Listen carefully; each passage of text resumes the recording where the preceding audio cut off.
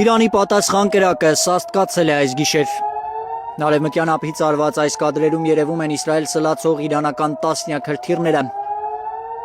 Համացանցում տարածված այս կադրերում գիշերային տագնապի ազդանշանն է լսվում իրանական հրթիռի ընթացքին զուգահեռ։ Կիրակի են արվել այս կադրերը Թել Ավիվից հարավ-արևելք Բեյթ Շեմեշ քաղաքում, որ 25-ից 30 կիլոմետր է հեռու Երուսաղեմից։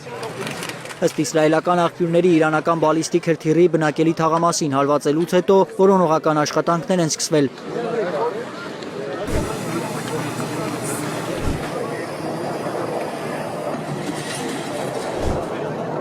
Հայտնի է 11 զոհի և ավելի քան 50 վիրավորի մասին, 9 մարդ անհետ կորած է։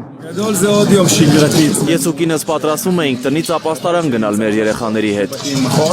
Մոտ 50 մետր պետք է գնայինք, հենց նոր էինք դուրս եկել, երբ պայթյունի ալիքը մեզ հետ շպրտեց։ Դա խելագարություն էր։ Շաֆա փառք է տալիս Աստծուն, որ ապաստարան չի հասել, հաղորդվում է, որ իրանական բալիստիկ հրթիռի հարվածի հետևանքով այն նույնպես փլուզվել է, ավերված է նաև քաղաքի սինագոգը։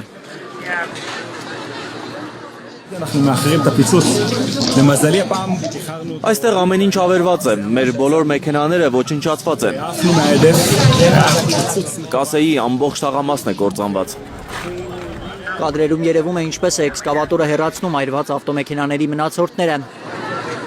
Իսրայելական պաշտոնյաները հաստատել են, որ չեն կարողացել որսալ իրանական հրթիռը։ Իսրայելական հոպը ձախողվել է նաև Թել Ավիվում, Իսրայելի մայրաքաղաքում 1 զոհ ու 28 վիրավոր կա։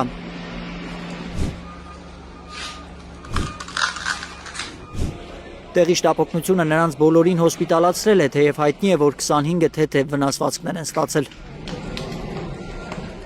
Հարվածի վայրում կիրակի են արվել այս կադրերը, թե ինչ զինատեսակ է օգտագործել Թեհրանը հայտնի չէ։ Ալբերտ Սերոփյան, Գագիկ Տեր-Ղազարյան, Հայլուր։